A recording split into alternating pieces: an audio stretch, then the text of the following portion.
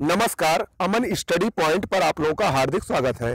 दोस्तों, आज की इस वीडियो में हम सामान्य अध्ययन से संबंधित कुछ अति महत्वपूर्ण प्रश्न जो कि परीक्षा की दृष्टि से सबसे ज्यादा संभावित प्रश्न हैं, उन पर हम लोग एक एक करके चर्चा करने वाले हैं। तो आइए बिना देर किए हुए शुरुआत करते हैं। पहला प्रश्न है, विश्व में चांदी का सबसे बड़ा उत्पादक है।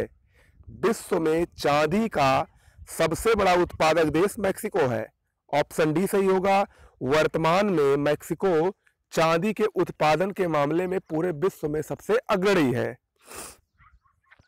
अगला है, जो व्यक्ति संसद का सदस्य नहीं है केंद्रीय मंत्री रह सकता है कितने समय तक।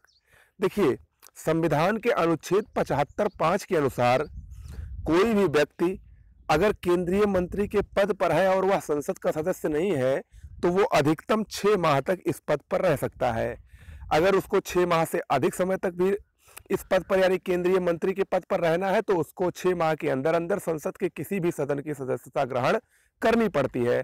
और अगर वह ऐसा नहीं कर पाता है तो 6 महीने के बाद उसका मंत्री पद स्वतः वो उसके अयोग्य घोषित कर दिया जाएगा। ठीक है। अगला है, रॉलेट एक्ट भारत में लागू किया गया था कब। देखिए, रॉलेट एक्ट भारत में सर सिडनी रॉलेट की अध्यक्षता में आतंकवादी गतिविधियों की जांच करने के लिए 1919 में लागू किया गया था। इस एक्ट के प्रावधान बहुत ही कठिन थे और इसमें सबसे बड़ा प्रावधान ये था कि इसमें किसी भी व्यक्ति को बिना संदेह के आधार पर भी कभी भी किसी वक्त किसी भी समय गिरफ्तार किया जा सकता था। इसीलिए इसको बिना दलील बिना वकील वाला कानून कहा गया। अगला है, भारत के किस राज्य में नागार्जुन सागर परियोजना स्थित है। भारत के किस राज्य में नागार्जुन सागर परियोजना स्थित है। भारत के आंध्र प्रदेश राज्य में नागार्जुन सागर बांध, नागार्जुन सागर परियोजना कृष्णा नदी पर स्थित है। किस नदी पर? कृष्णा नदी पर स्थित है। हम लोग जानते हैं कि कृष्णा नदी का उद्गम महाबलेश्वर, महाराष्ट्र के महाबलेश्वर नामक चोटी से होता है और यह महाराष्ट्र, तेलंगाना और आंध्र प्रदेश में बहते हुए बंगाल की खाड़ी में गिरती है। आंध्र प्रदेश में गिरने से पहले ये डेल्टा बनाती है और उसके बाद ये बंगाल की खाड़ी में गिर जाती है। ओके। अगला है, खजुराहो के मंदिर संबंधित हैं। खजुराहो के मंदिर संबंधित हैं। देखिए, खजुराहो का मंदिर मध्य प्रदेश के छतरपुर जिले में स्थित है। मध्य प्रदेश के छतरपुर जिले में स्थित है और इस मंदिर का निर्माण 10वीं सदी में चंदेल वंश के राजाओं द्वारा करवाया गया था। ये मंदिर अर्थात खजुराहो के मंदिर हिंदू धर्म और जैन धर्म से संबंधित हैं। ऑप्शन डी इसमें सही होगा। अगला, तालीकोटा का युद्ध हुआ था। तालीकोटा का युद्ध, इसको बनरघट्टी का युद्ध भी कहते हैं, ये कब हुआ था? देखिए, तालीकोटा का युद्ध 1565 ईस्वी में हुआ था। किसके किसके बीच? विजयनगर साम्राज्य की सेना एक तरफ थी और दूसरी तरफ थी जो बहमनी राज्य से स्वतंत्र हुए थे 5 राज्य, जिसमें बीदर था, गोलकुंडा था, ये सब राज्य थे, उनकी संयुक्त सेनाओं के बीच हुआ था। ठीक है, ऑप्शन बी इसमें सही होगा। अगला है, ऑपरेशन ब्लैक बोर्ड संबंधित है। ऑपरेशन ब्लैक बोर्ड ये राष्ट्रीय साक्षरता मिशन के तहत चलाया गया 1987-88 में प्रौढ़ शिक्षा से संबंधित एक कार्यक्रम था। ऑप्शन डी सही होगा। इसमें प्रौढ़ शिक्षा से संबंधित ऑपरेशन ब्लैक बोर्ड एक कार्यक्रम था। अगला है, भारत के नियंत्रक एवं महालेखा परीक्षक के पद पर नियुक्ति का कार्यकाल कितना होता है। देखिए, भारतीय संविधान के अनुसार अनुच्छेद 148 में भारत के नियंत्रक एवं महालेखा परीक्षक, जिसको हम लोग कैग कहते हैं, उसका वर्णन है। और इसका जो भारत का नियंत्रक और महालेखा परीक्षक होता है, ये भारत के वित्त का संरक्षक होता है। इसकी नियुक्ति भारत के राष्ट्रपति द्वारा की जाती है और इसकी जो नियुक्ति का कार्यकाल होता है वो 6 वर्ष या 65 वर्ष की आयु, जो भी पहले हो उस तक होता है। ऑप्शन सी इसमें सही है। अगला है, नादिर शाह ने निम्न में से किसके शासनकाल में भारत पर आक्रमण किया था। नादिर शाह ने भारत पर आक्रमण मोहम्मद शाह, जो कि एक उत्तरवर्ती मुगल शासक था जिसको रंगीला बादशाह भी कहा जाता था, मोहम्मद शाह ने के शासनकाल में नादिर शाह ने 1739 ईस्वी में भारत पर आक्रमण किया था। नादिर शाह का भारत पर आक्रमण करने का सिर्फ एकमात्र उद्देश्य यही था कि वो भारत को लूटना चाहता था, भारत की धन संपदा को लूटना चाहता था और उसने ऐसा किया भी। वो अपने साथ भारत की ढेर सारी धन संपदाओं को लूट कर ले गया, जिसमें सबसे प्रसिद्ध शाहजहां द्वारा बनवाया गया तख्ते ताऊस, जिसको मयूर सिंहासन भी कहते हैं, वो भी शामिल था। ठीक है। अगला है भाप से हाथ अधिक जलता है अपेक्षाकृत उबलते जल से, क्योंकि भाप से हाथ अधिक जलता है अपेक्षाकृत उबलते जल से। इसका कारण ये होता है क्योंकि भाप में गुप्त उष्मा होती है। ऑप्शन बी सही है। भाप में गुप्त उष्मा होने के कारण ही अगर आप भाप पर अपना हाथ रखिए और अगर उबलते जल में अपना हाथ डालिए तो दोनों में आप देखेंगे कि भाप से आपका हाथ अपेक्षाकृत उबलते जल से ज्यादा जलेगा। उसका कारण यही होता है क्योंकि भाप में गुप्त उष्मा होती है। अगला है ऋग्वेद काल में जनता निम्न में से मुख्यतः किसमें विश्वास करती थी।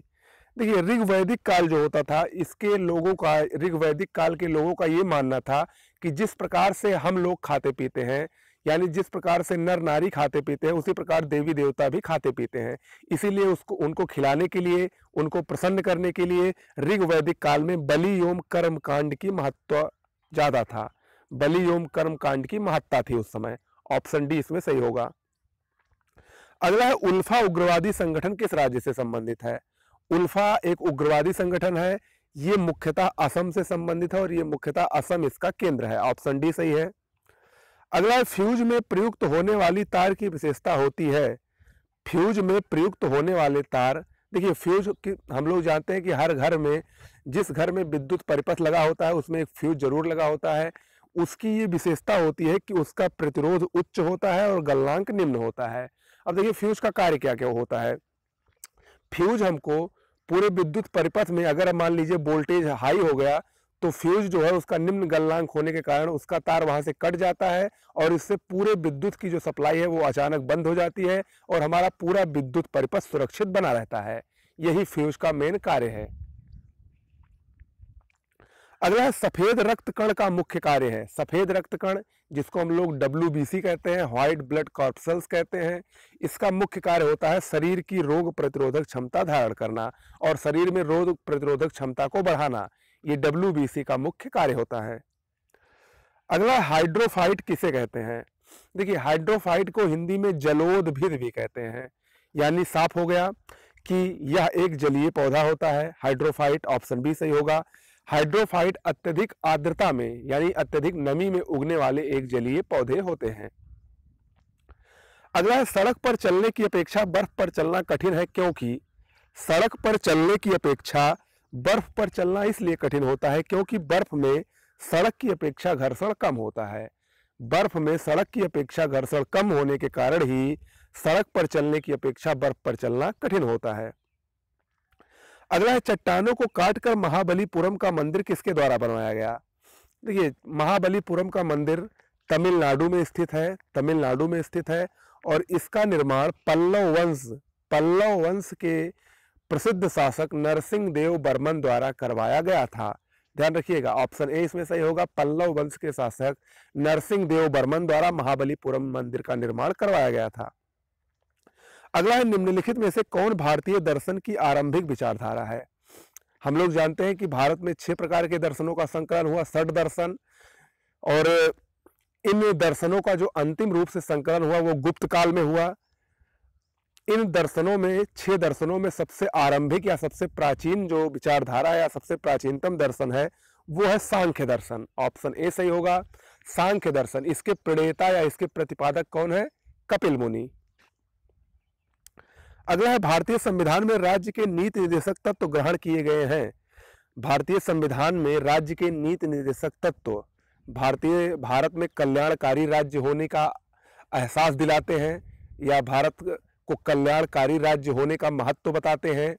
और इस नीति निर्देशक तत्वों का वर्णन भारतीय संविधान में अनुच्छेद 36 से लेकर अनुच्छेद 51 तक वर्णित है। और ये जो राज्य के नीति निर्देशक तत्व है भारतीय संविधान में, ये आयरलैंड के संविधान से ग्रहण किए गए हैं। ऑप्शन बी सही होगा, आयरलैंड। अगला है मध्य प्रदेश में कोरबा जाना जाता है। मध्य प्रदेश में कोरबा मुख्य रूप से एल्यूमिनियम उद्योग के लिए जाना जाता है। ध्यान रखिएगा, कोरबा एक एल्यूमिनियम उत्पादन केंद्र वहां पर है और कोरबा में एल्यूमिनियम प्रमुख रूप से उत्पादित किया जाता है। ओके, तो ये हो गए कुछ अति महत्वपूर्ण प्रश्न। उम्मीद करते हैं कि आपको अच्छा लगा होगा। अगर आपको अच्छा लगा हो तो हमारे वीडियो को लाइक, शेयर और सब्सक्राइब करना ना भूलें। मिलते हैं अगले वीडियो में, तब तक के लिए नमस्कार। अगर आपको कोई सुझाव हो तो आप कमेंट बॉक्स में लिखकर दे सकते हैं।